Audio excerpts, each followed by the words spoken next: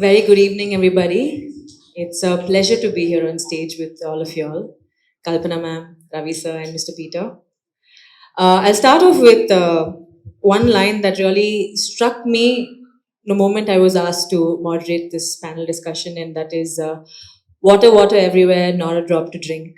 I'm sure all of us are familiar with that line, and I feel like it's very apt with today's scenario. Uh, Without further ado, Peter, my first question would be to you. You've worked globally on sustainability and environmental leadership.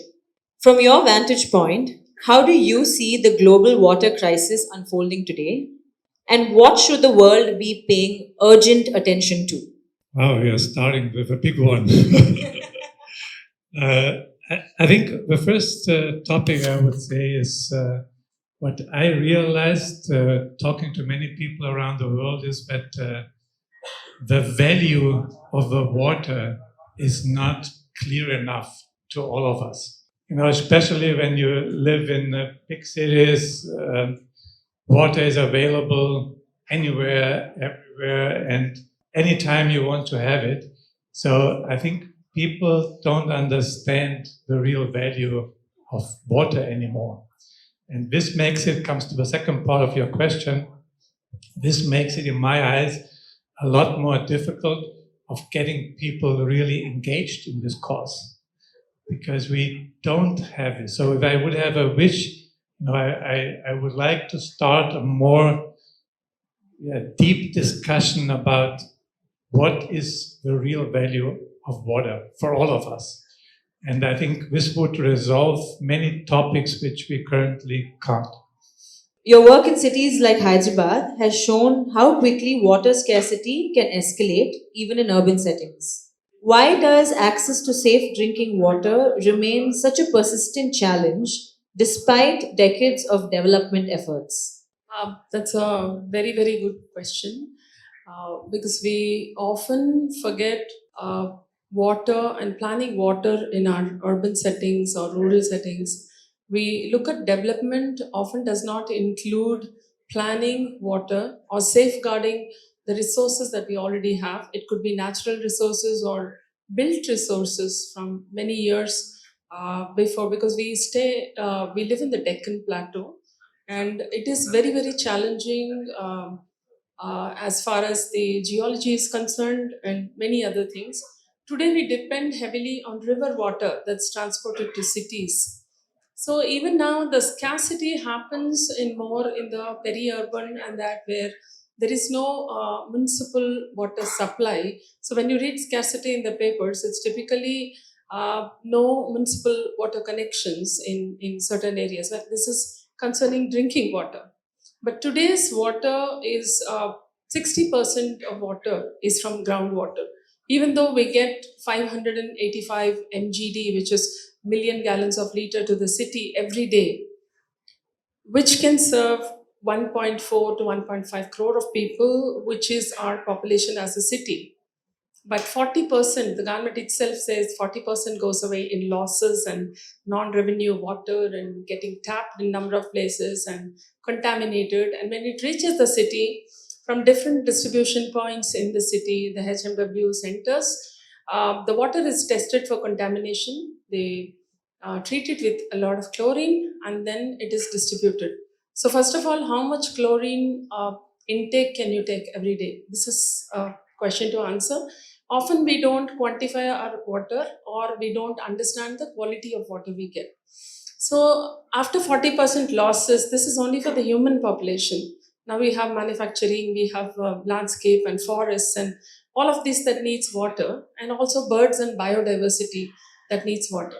So 60% of this water, even after you transport a huge amount of water to cities, we still depend on our groundwater, and 60% of that groundwater is what we drink today through our RO plants and such. So what comes as groundwater is contaminated in multiple ways, and the reason is us. Because 80% of the cities are concreted today, even villages, most of the roads are concreted today. So there's no way for natural drainage of water. And most often, sewage and stormwater. There's nothing called stormwater channels.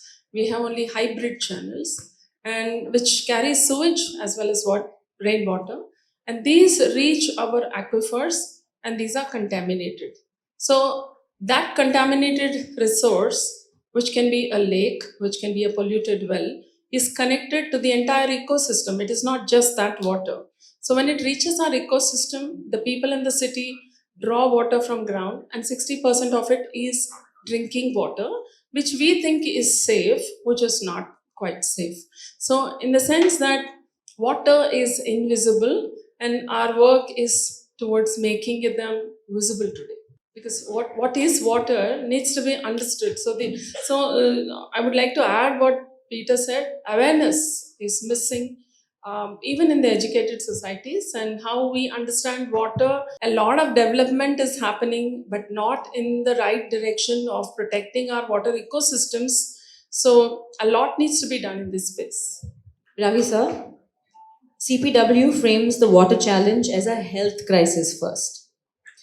Why is health the right lens for understanding the water problem in rural India? And what do people often misunderstand about the connection between unsafe water and long term illness? Thank you. I just wanted to acknowledge that between Jayesh Ranjan Garu and now Kalpana talking about the quality of the water and contamination. So here's the fundamental problem we have had for many, many decades. The groundwater, especially in the rural districts, rural villages, a large percentage has been contaminated over decades through pesticide usage, and it has seeped into the. So whenever we are, drinking water from borewell, as Kalpana just said, is highly, highly toxic, and the problem has not been solved. I mean, we have electricity for about 60 years now in most villages in India. We have cell phones. Somebody told me that there are more cell phones in India than toilets.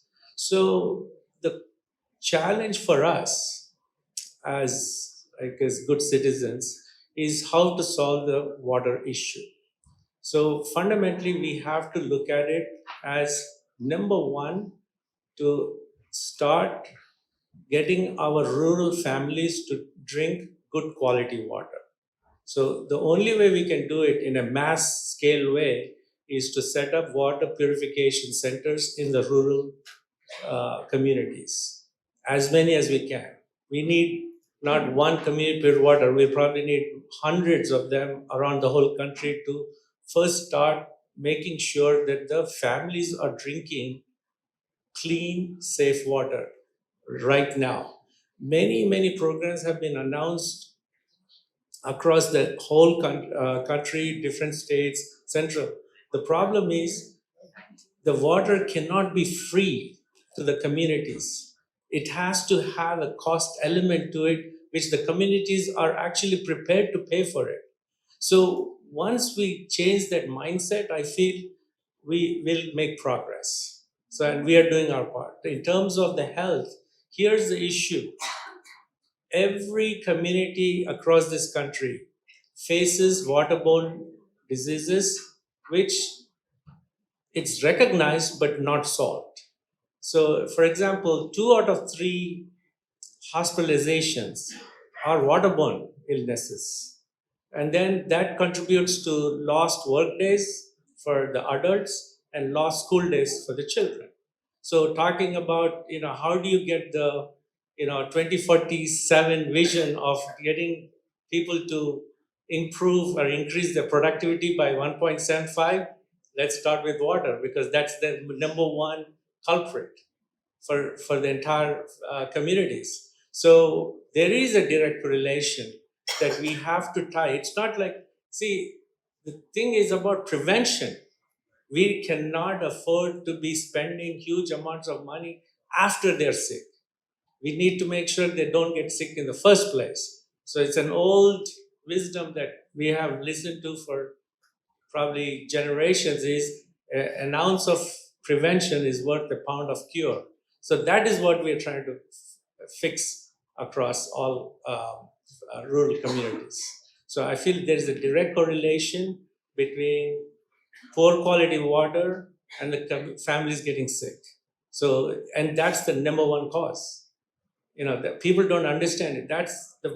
I'm not saying that's the only cause, but that's the number one cause. So if we can solve that, then dramatically there'll be improvements of quality of health for the communities.